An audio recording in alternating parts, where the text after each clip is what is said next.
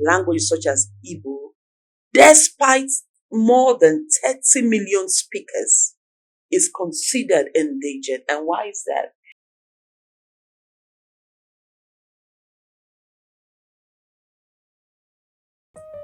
It's Let It Be podcast, and I'm Susan Uzono. I am LysiasandSusan. Welcome on this podcast. Yes, welcome to all our subscribers and those of you that are watching us for the first time. We really like to know where you're watching us from so that we can give you a shout out subsequent on our podcast.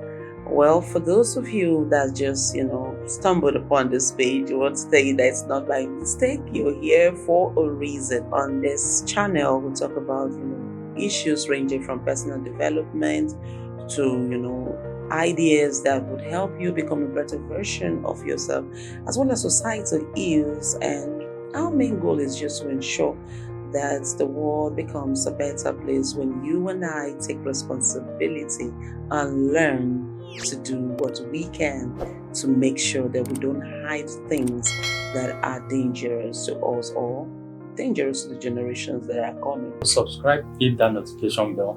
You will be notified anytime we drop any new video. Also, you can give us some thumbs up and some likes to help the YouTube algorithm suggest our videos to other subscribers and viewers out there. Like we always say, the bulk of the work is done in the comment section. So we'd like you to comment, also send your own opinion regarding the topic, regarding what we are putting out today.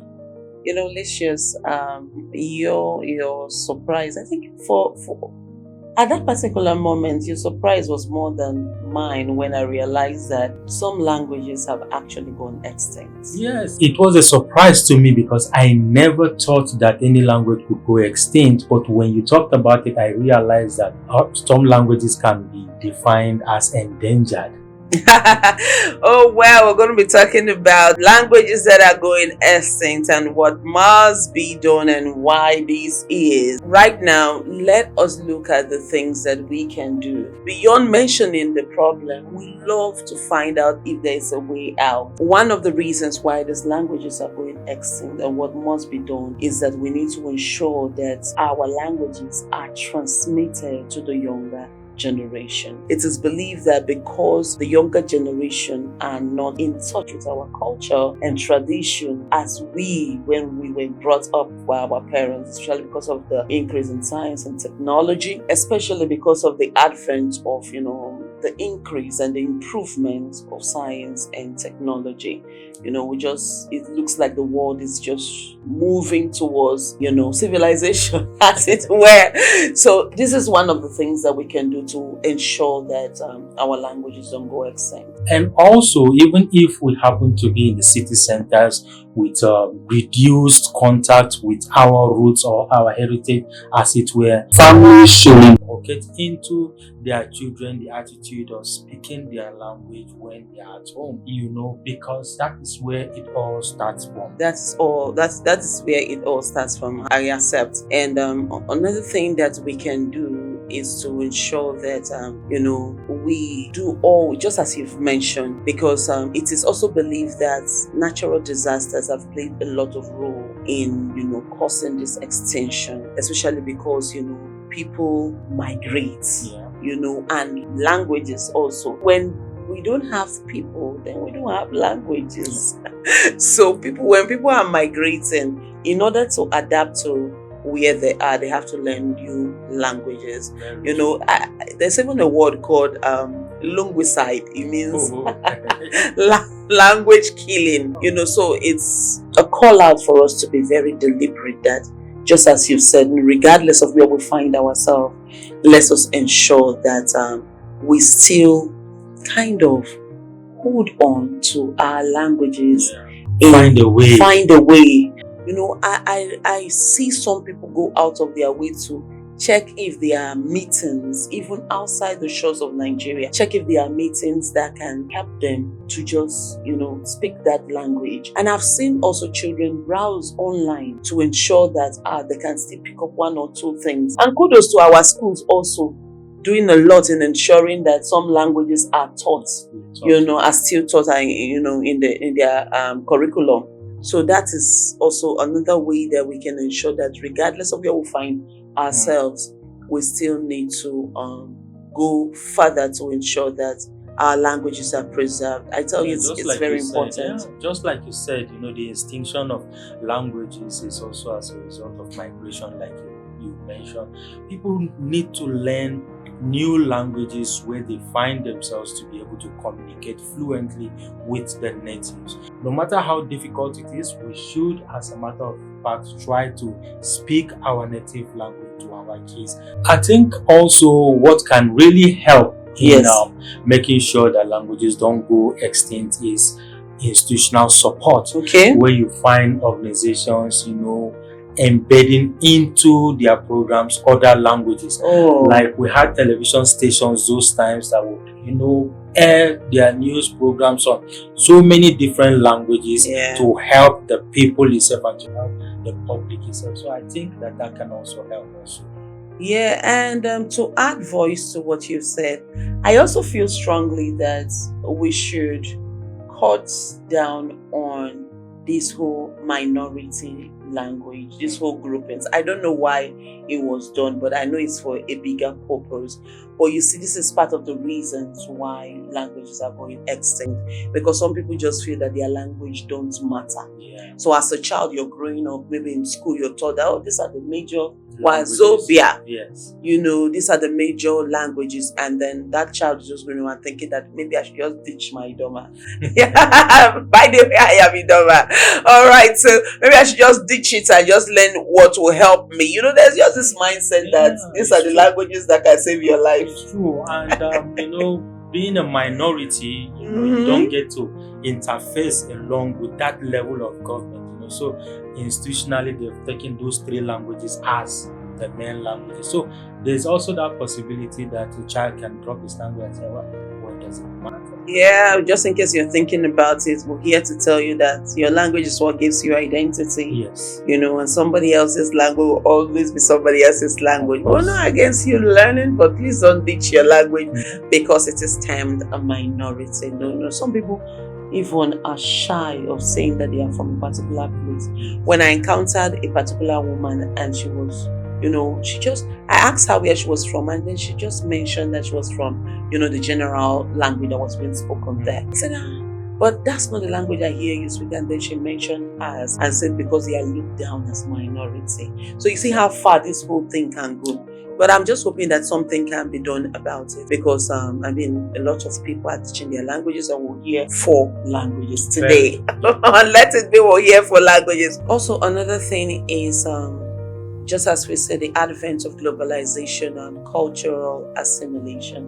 All right, so whether we like it or not, it's like the market space have a particular language depending on the city that you find yourself. There are places people need to go if they really want to make it big. So, and then you see that in those places there are particular languages that people speak, and then you are literally forced to learn those languages. And then some people find themselves settling in those places as a result of globalization. They just migrate and just stay there. So this is one of the issues that is affecting our languages presently.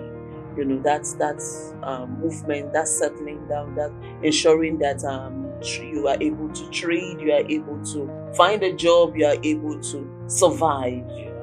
Yes. You see, that's the migration we're talking about. And you can't really help it, especially when you go to a particular place that is outside your nativity, and the language you are speaking you actually don't know. For you to be able to conduct any particular kind of business with the natives here, you need to learn their language, or possibly get an interpreter.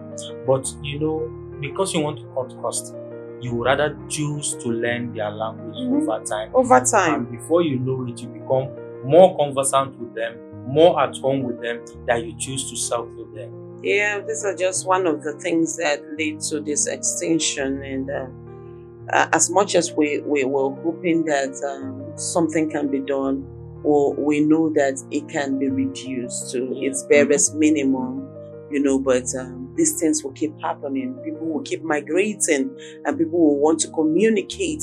So these are part of the reasons behind this whole issue. But let's look at the decline of our of languages, as it were, of this extinction globally. So as of 2025, although the exact number is not known, but it is said that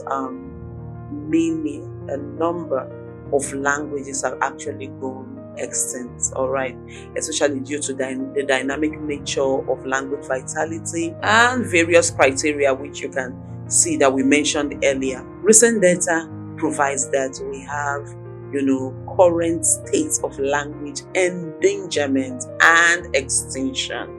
All right, so for the extinction, we have between 2021 and 2024, several languages have been declared extinct globally. We have the Tandia language of West Papua. Indonesia was also, in Indonesia was also confirmed extinct. That's by 2024.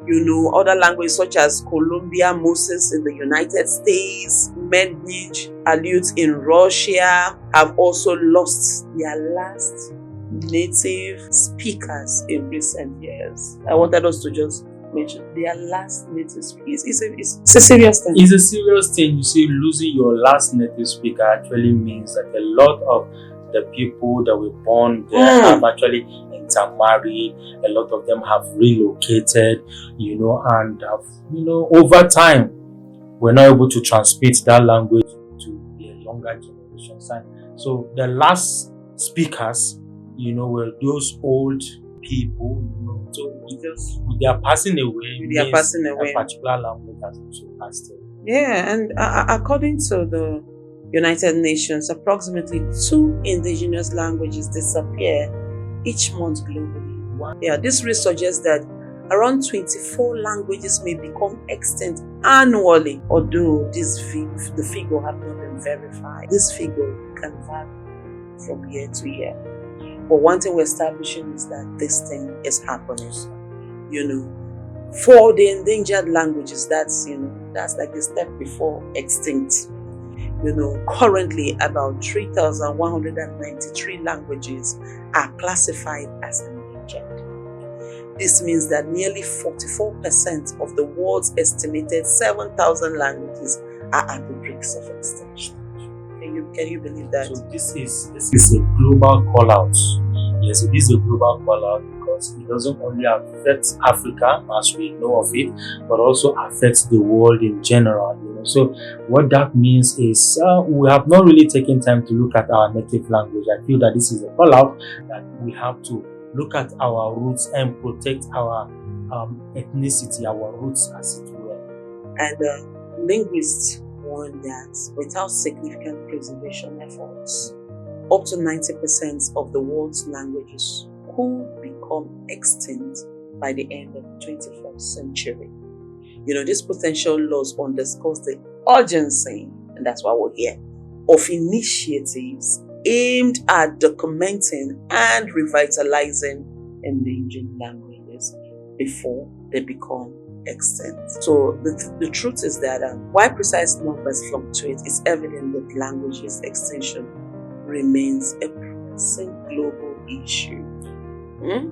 And the loss of each language signifies not only the disappearance of unique linguistic structures, but also the erosion of cultural heritage and knowledge systems. Efforts should be done to document, preserve, revitalize endangered languages in order for us to maintain a more linguistic diversity. That's bringing it to our lingua franca. It varies with different people and different. This is what makes the world entertaining and amazing, these cultural diversities. And for this to be an issue that many don't even know about, it's kind of troubling. Don't you think so? It's very troubling and upsetting because it means that with the extinction of languages, it means that some dominant languages will remain to a certain point. But you see, like you said, it doesn't showcase our cultural diversities. We won't be able to at any point in time be able to be proud of our ethnicity because we have lost our language. There is a possibility that we may not be able to speak it. So what then are you holding on to? What then? You know where you're from, but you really don't have what you can present as your own uniqueness. Our languages are our uniqueness. awareness, if you ask me. Exactly. And then you can imagine my surprise when I realized that as far as Nigeria is concerned, Igbo is an endangered language. Imagine why that. All right, so research has it that Nigeria has experienced the extinction of at least 12 indigenous languages. Yes, and this loss is a part of a broader trend. Yeah, with several languages becoming extinct over the past century due to factors such as language shifts, urbanization, dominance, part of the things that we mentioned earlier on. And now, in addition to the languages already lost, 21 of Nigeria's 563 indigenous languages are currently classified as critically endangered. Oh my God, critically has come. Even if we're laughing, this is very serious. It's very serious, I tell you. Because I can only imagine to the extent to which those natives had to migrate to the city center, or to the extent of how urbanization and development, encroached on their nativity. Yeah. It is one thing for you to migrate. It's another thing for development to actually come to your doorstep, where you as a minority has to now be integrated into the larger society that came to you. Yeah, and imagine all the natural disaster where people need to just move from place to place, and all the land grabbing. Languages like Njirep and Ichen are particularly at risk, with few speakers remaining. Well, efforts are underway to document and revitalize endangered languages, which is part of the solutions that is on the way.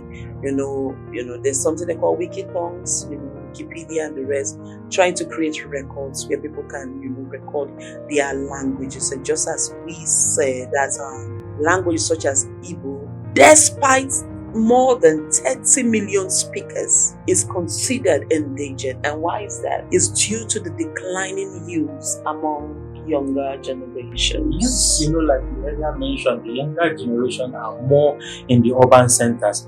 Those that are in the villages are also migrating because of good health care and the rest of it.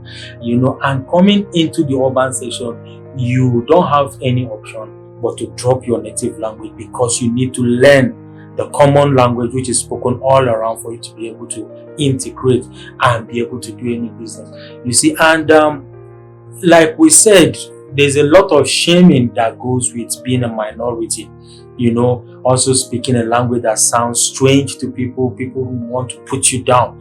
I feel that with the efforts that are being put in place, also people should be encouraged to embrace their nativity, even in where they have gone to settle. Yeah, the truth is, just as we said, there are so many factors. And talking about the Igbo speaking people, I'm telling you, even as of now, I'm still very stoned at this report.